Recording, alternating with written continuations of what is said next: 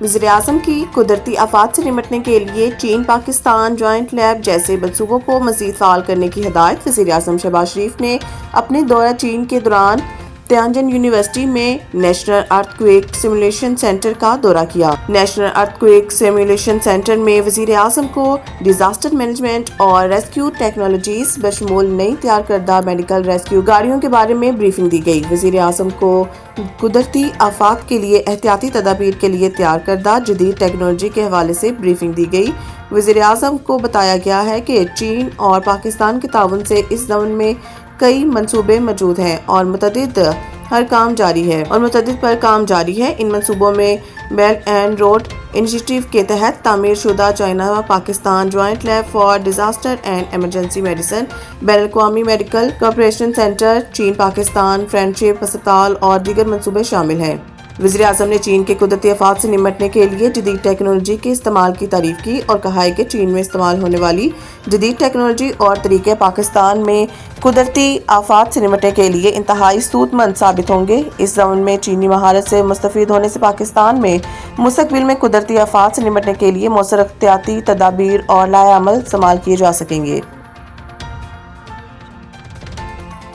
اسرائیلی فوج کا غزہ میں حماس کے ترجمان ابو عبیدہ کو نشانہ بنانے کا دعویٰ۔ اسرائیلی میڈیا کے مطابق اسرائیلی فوج نے غزہ میں ایک رہائشی عمارت کی پہلی اور دوسری منزل پر حملہ کیا اور اس حملے میں حماس کی عسکری ونگ کی ترجمان ابو عبیدہ کو نشانہ بنایا گیا، تاہم اس حوالے سے مزید تفصیلات جاری نہیں کی گئی۔ حماس کی جانب سے اسرائیلی فوج کے دعوے پر تاحال کوئی رد عمل سامنے نہیں آیا۔ غزہ میں اسرائیل کے وحشیانہ حملے جاری ہیں۔ 24 گھنٹوں کے دوران اسرائیلی حملوں میں مزید 77 فلسطینی شہید اور 345 زخمی ہو گئے ہیں۔ عرب میڈیا کے مطابق اسرائیل نے امدادی مراکز اور پناہ گزین کیمپوں کو نشانہ بنایا۔ محکمہ صحت کے مطابق غذائی قلت سے مزید 10 افراد دم توڑ گئے، جس سے اموات کی تعداد 327 ہو گئی ہے۔ شہداء میں 121 بچے بھی شامل ہیں۔ غزہ میں 7 اکتوبر 2023 سے جاری بمباری میں اب تک شہید فلسطینیوں کی تعداد 63,371 ہو گئی ہے، جبکہ 1,69,835 فلسطینی زخمی ہو چکے ہیں۔ ٹرمپ مودی تعلقات میں کڑواہٹ کیسے گھلی؟ امریکی اخبار نے کہانی بتا دی۔ امریکی اخبار نے یہ بات واشنگٹن اور نئی دہلی میں درجنوں اہم شخصیات کے انٹرویوز کی بنیاد پر کہی ہے۔ اخبار کے مطابق امریکی صدر نے 17 جون کو بھارتی وزیر اعظم نریندر مودی کو ٹیلی فون کیا اور دہرایا کہ پاک بھارت فوجی کشیدگی ختم کرانے پر انہیں کس قدر فخر ہے۔ اخبار نے لکھا ہے کہ ڈونلڈ ٹرمپ نے مودی کو بتایا ہے کہ پاکستان نوبل امن انعام کے لیے نامزد کرنے والا ہے۔ ٹرمپ چاہتے تھے کہ مودی بھی انہیں نوبل امن انعام کے لیے نامزد کریں۔ امریکی اخبار کی رپورٹ کے مطابق مودی نے صدر ٹرمپ کو بتایا ہے کہ امریکی مداخلت کا جنگ بندی سے تعلق نہیں۔ مودی کا دعویٰ تھا کہ معاملہ بھارت اور پاکستان نے براہ راست حل کیا تھا۔ اخبار کے مطابق صدر ٹرمپ نے نریندر مودی کی بات ٹال دی، مگر امریکی صدر سے اختلاف اور صدر ٹرمپ کو نوبل امن انعام کے لیے نامزد کرنے سے متعلق بات سے انکار نے دونوں لیڈروں کے درمیان تعلقات میں کڑواہٹ گھول دی۔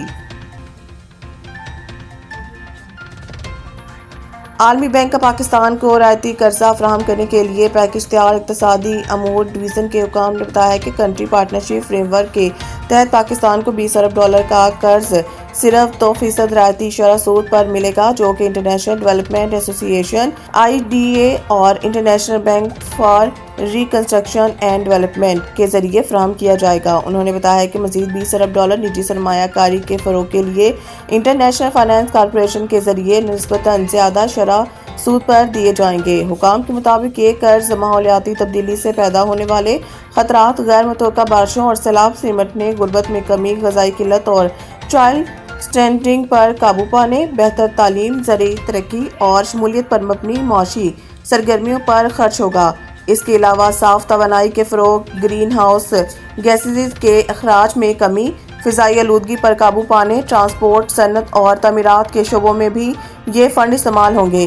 اقتصادی امور ڈویژن کے مطابق کنٹری پارٹنرشپ فریم ورک پر عمل درآمد کے لیے قومی منصوبے کی تیاری آخری مراحل میں ہے، جس کی مکمل ہوتے ہی عالمی بینک کی جانب سے فنڈز کی فراہمی شروع کر دی جائے گی۔ पंजाब के दरियाओं में शदीद सैलाबी सूरत-ए-हाल, 20 लाख से जायद अफराद मुतासिर, अमवात 33 हो गई। लाहौर में मीडिया से गुफ्तगू करते हुए DGPDM पंजाब इरफान अली काठिया ने कहा है कि पंजाब में सैलाब से मुतासरा अफराद की तादाद 20 लाख तक पहुँच गई है। जिन अजला से सैलाबी रेला गुजर चुका है, वहाँ पर हमारा सारा फोकस मुतासरीन की मदद करने पर है। इरफान अली काठिया ने कहा है कि पंजाब के तारीख में सबसे बड़ा रेस्क्यू ऑपरेशन किया गया है। मुतासरा इलाकों से 7.5 लाख अफराद का इंखला किया। पंजाब में सैलाब के बायस 2200 देहात सैलाब से मुतासर हुए हैं। मुतासरीन के जानवरों को महफूज मुकाम तक पहुँचाने के लिए बेड़ों का इंतजाम भी किया है। उन्होंने बताया है कि बारिशों के नए स्पेल से भी तबाही हुई है और बारिश की वजह से अर्बन फ्लडिंग की सूरत हाल से भी निपटना पड़ रहा है। सैलाब से मुतासर इलाकों में होने वाली वाक़यात से लापतों की तादाद अब 33 हो गई है। दूसरी जानिब कमिश्नर मुल्तान आमिर करीम ने कहा है कि अभी 40,000 क्यूसेक का रेला मुल्तान में दाखिल हुआ है और पीर को दरिया चिनाब में मुल्तान से तकरीबन 8 लाख क्यूसेक का रेला गुजरने का खदशा है। कमिश्नर मुल्तान के मुताबिक हेड तरीमो से 7 लाख क्यूसेक जबकि रावी से 90,000 क्यूसेक पानी मुल्तान में दाखिल होगा।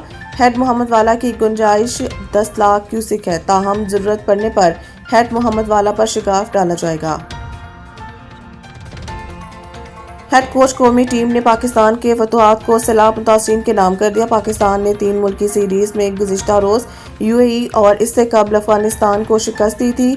इन फतुहात के बाद सोशल मीडिया साइट एक्स पर जारी पैगाम में हेड कोच माइक हैसन ने कहा है कि मुसलसल फतुहात पाकिस्तान में सैलाब मुतासरीन के नाम करते हैं। उन्होंने कहा है कि कुछ लोग इस वक्त बहुत मुश्किल में हैं, इनकी हिफाजत और कुव्वत के लिए दुआ गो हैं। वाज़ेह रहे पाकिस्तान के मुख्तलिफ इलाके सैलाब और लैंड स्लाइडिंग से शदीद मुतासिर हैं, जबकि इस वक्त पंजाब के दरियाओं में सैलाब की सूरत हाल जिससे हज़ारों अफराद बिखर हुए हैं। रिपोर्ट्स के मुताबिक पंजाब में सैलाब के बायस मुख्तलिफ हादसात में अमवात की तादाद 30 हो चुकी है।